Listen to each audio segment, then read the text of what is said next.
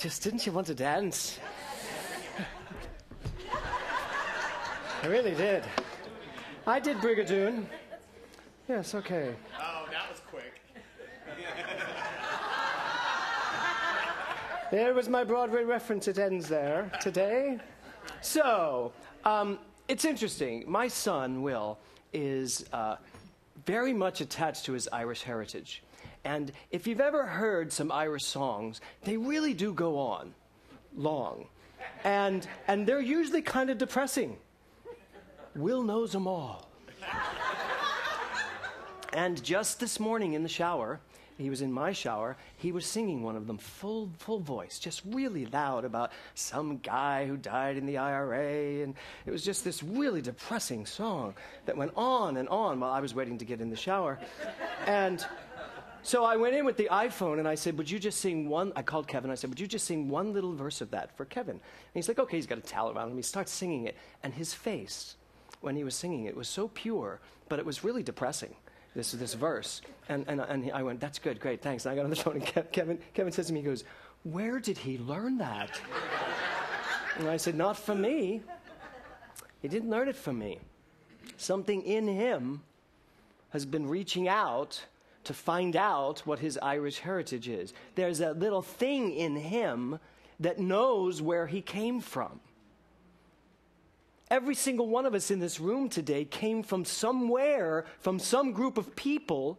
Some percentage of you has the consciousness of whatever percentage, whatever group of people that is. So for my son, because then he asked me, he said, so how Irish am I?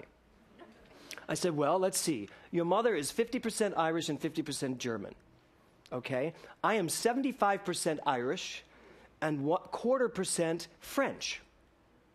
I spent the next hour figuring it out for him.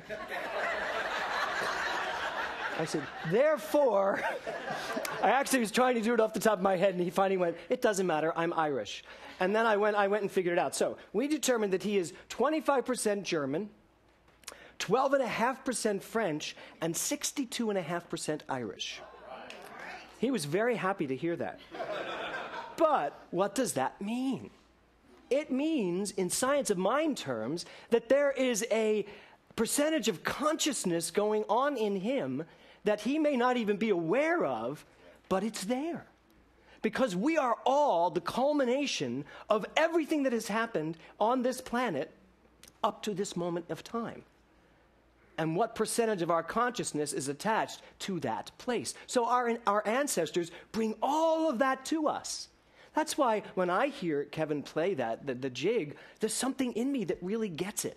Now, I grew up in a very Irish family. My mother's family was Irish. My father's family was Irish. Just my grandfather Harkins on my mother's side, his mother was French. She was a French opera singer, which is where I get it. Anyway. Because if you ever heard my mother sing, you didn't want to.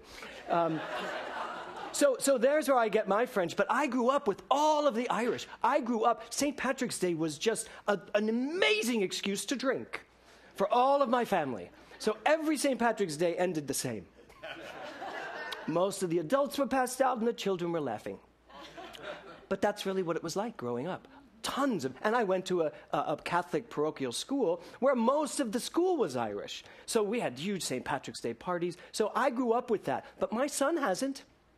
He has no real, he can't point to anything Irish in our family. I don't celebrate it. I have not celebrated it in many years that way. So isn't it odd that my son would be so interested in his Irish roots? Even last year, Alan Marcy Wellen threw in a St. Patrick's Day party. Do you remember that?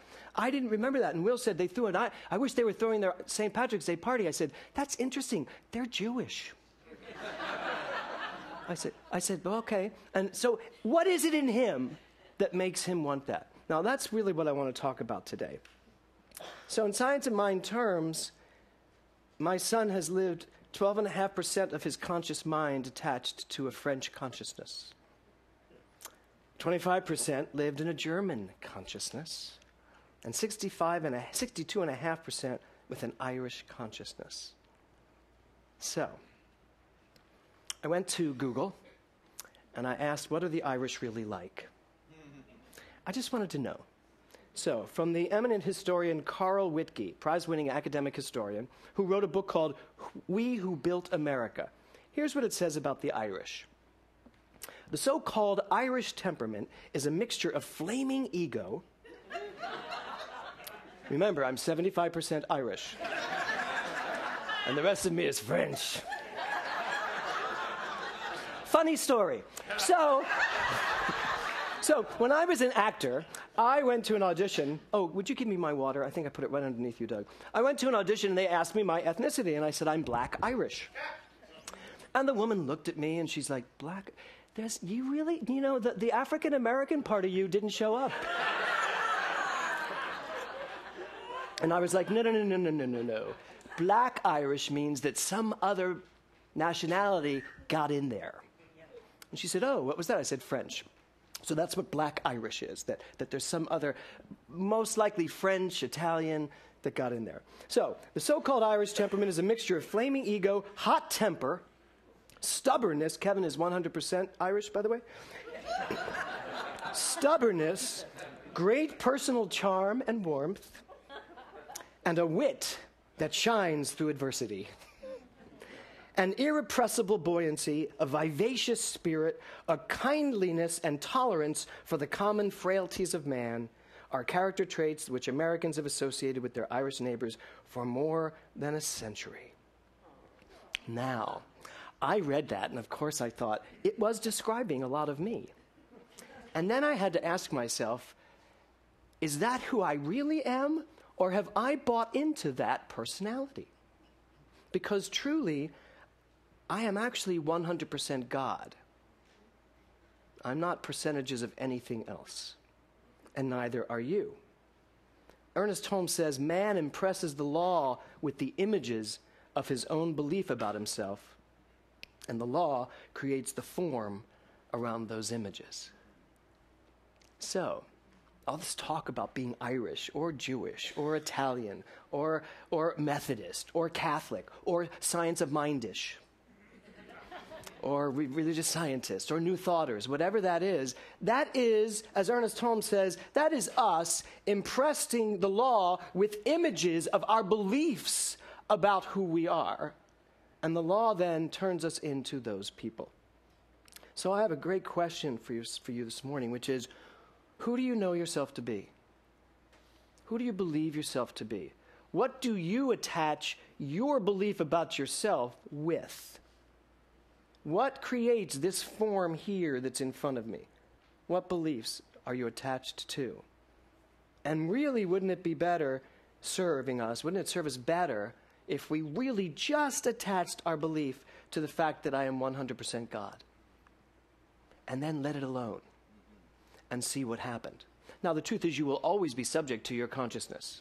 You will always be subject to that which is in your subconscious, which means all the history of your life is right there doing something for you, to you, as you, through you.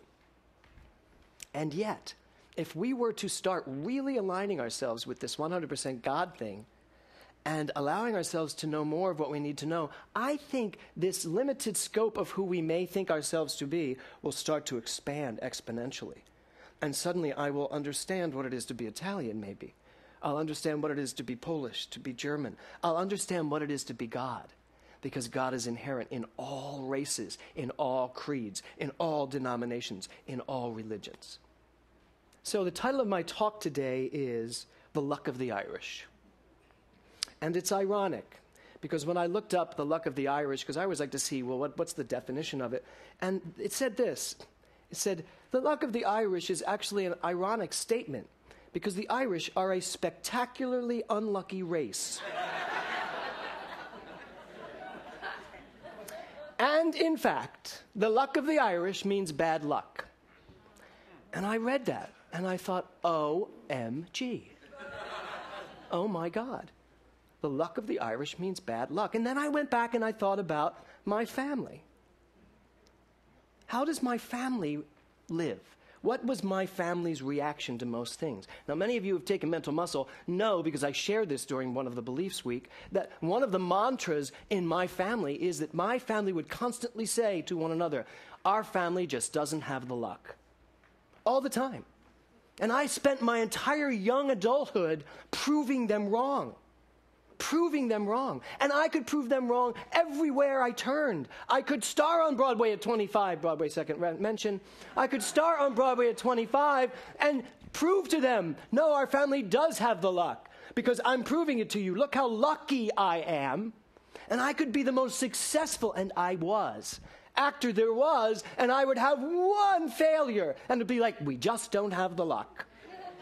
Because I somehow proved that. Which meant to me, as I look back, that I was an amalgamation of a belief system that was working so hard to go against a belief that was ingrained in me, which is that our family doesn't have the luck.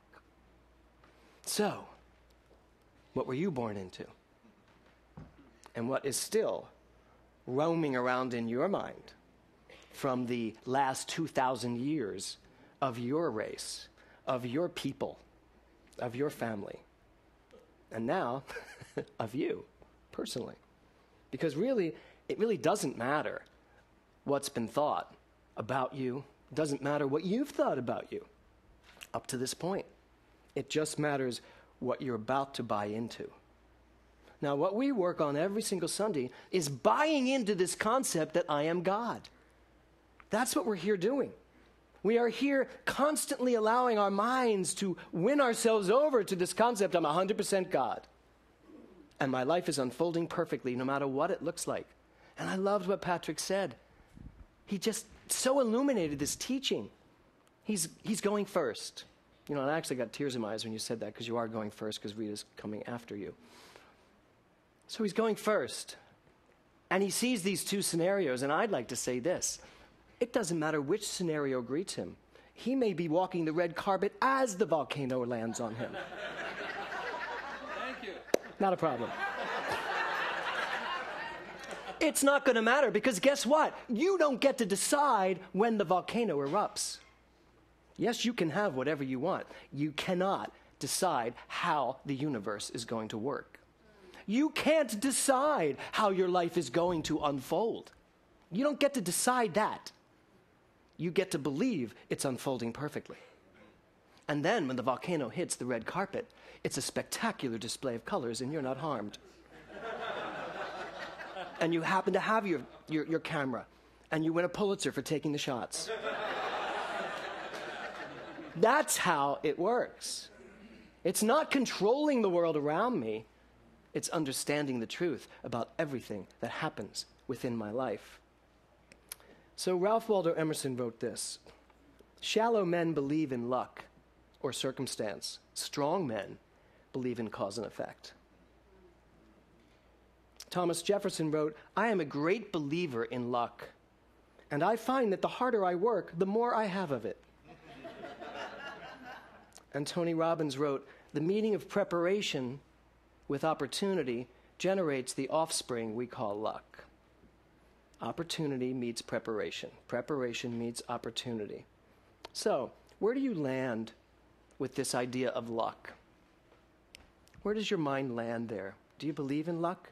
I think many of us still have a dying belief in luck, that there is a possibility that I'll be lucky today. I'll get lucky today. And not that way, but that I'll get lucky. Right through my head, I was like, please move on. Okay, so, yes. No, let's just point it out. So, do you believe in luck? Is there still a part of you holding on to luck? Because one of the things I want to talk about here today is opportunity. Opportunity.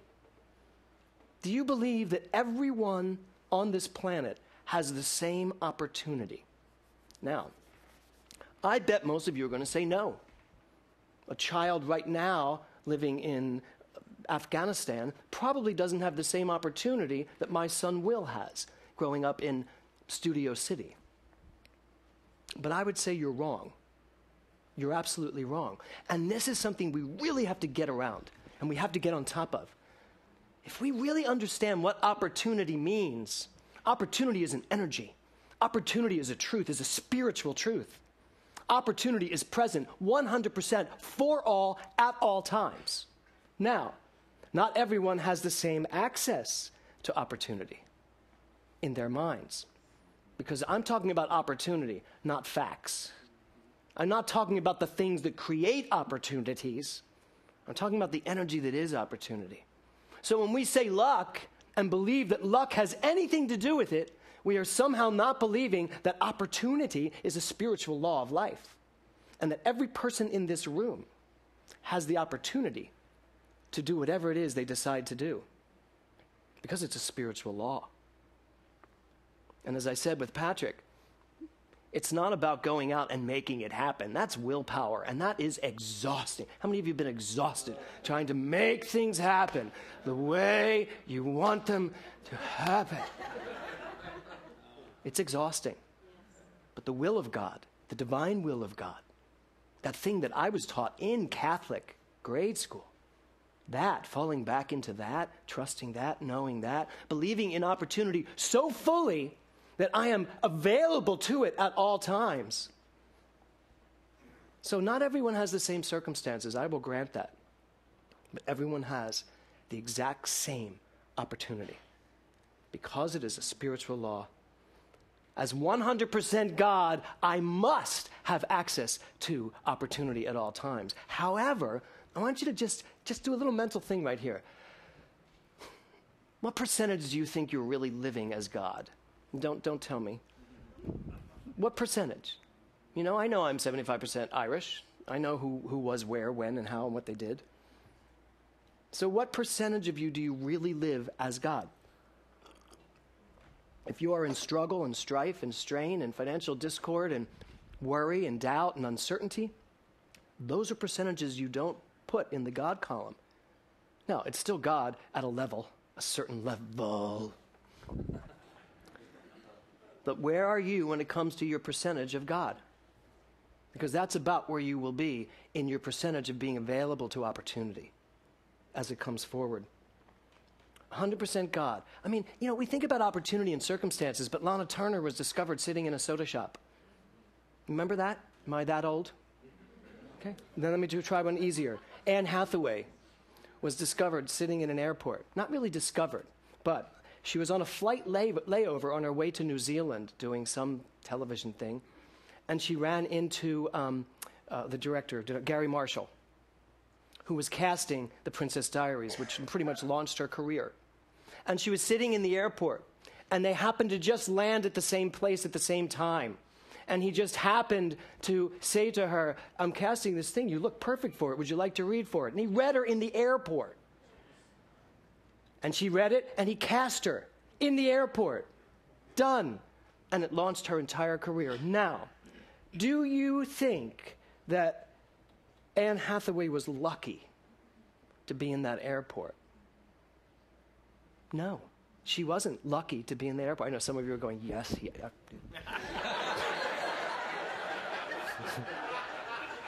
I can hear the subtext. It's like, really, James? Yeah, she just happened to be in the airport.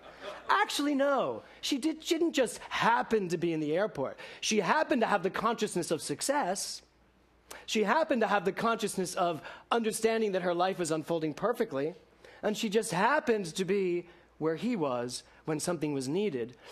And as Tony Robbins talks about, she also just happened to be prepared. Extraordinarily prepared. Which is the next part of today's talk. How prepared are you to live the life that you imagine? Are you ready to live it like now? If it happened right now? Do you know how many people I have said, why don't you try this? And they say, no, I can't do it now. Let me work on it. Let me figure it out. What that means is they haven't worked on it up to that point. They're not ready. But what happens when opportunity meets unpreparedness? It doesn't happen. And now you've got bad luck. But not really. So, last night, Will was in a show and he went to a cast party and Nora and I were alone. And so she pulled up this movie that we watched called Chasing Mavericks. Has anybody seen that movie? You should watch that movie. It's about surfing. It is just, I was sobbing at the end and she wasn't. And I'm sitting there crying. I'm like turning my head because I could tell she wasn't crying, only to find out she'd already seen the movie. So she knew what was happening. So here's a quote from it. Sometimes when you push the limits, the limits push back. And that's how you expand your limits. So every single one of you, as you sit here today, how prepared are you for what it is you say you want? How prepared are you? And here's the deal. When you hit adversity in whatever it is you think you want, does it push you back? Does it change your mind? Or are you so prepared, so absolutely prepared, that you push back and the limits expand and your unlimited nature takes hold? That's what we're talking about when we talk about preparedness meeting opportunity. Preparation meets opportunity. We prepare based on what we believe. My family believed they'd never get the breaks. They didn't need to be prepared because they were never going to have the opportunity. So why bother? I proved it wrong. My family proved it right for the most part. So the question for you is, what are you proving in your life? What are you proving? And more importantly, what are you prepared for? And more importantly, what do you believe that is causing you to be in this state of preparation for what it is you wish to create? That's how important this is. So you are constantly, every single day, proving some belief that you have. Every day, you are proving some belief. Very often, we react to the circumstances. And what would really do us well is if, rather than react to the circumstances, we push back, pull back, and ask ourselves, what belief do I have that causes the reaction I have to this? And there's the work. And that work actually takes you back to the percentage game. What percentage of God do you truly know is your ancestry? Because trust me, you are 100% God. I would like to close with an Irish blessing. May the blessing of light be on you, light without and light within. May the blessed sunlight shine on you and warm your heart till it glows like a great peat fire, so that the stranger may come and warm himself at it, and also a friend. And may the light shine out of the two eyes of you, like a candle set in two windows of a house, bidding the wanderer to come in out of the storm. And may the blessing of the rain be on you, the soft, sweet rain. May it fall upon your spirit, so that all the little flowers may spring up and shed their sweetness on the air. And may the blessing of the great rains be on you. May they beat upon your spirit and wash it fair and clean, and leave there many a shining pool where the blue of heaven shines, and sometimes even a star. And may the blessing of the earth be on you. The great round earth, may you ever have a kindly greeting for you as you pass and go along the roads. May the earth be soft under you when you rest upon it, tired at the end of the day, and may it rest easy over you when at the last you lay out under it. May it rest so lightly over you that your soul may be out from under it quickly and up and off and on its way to God.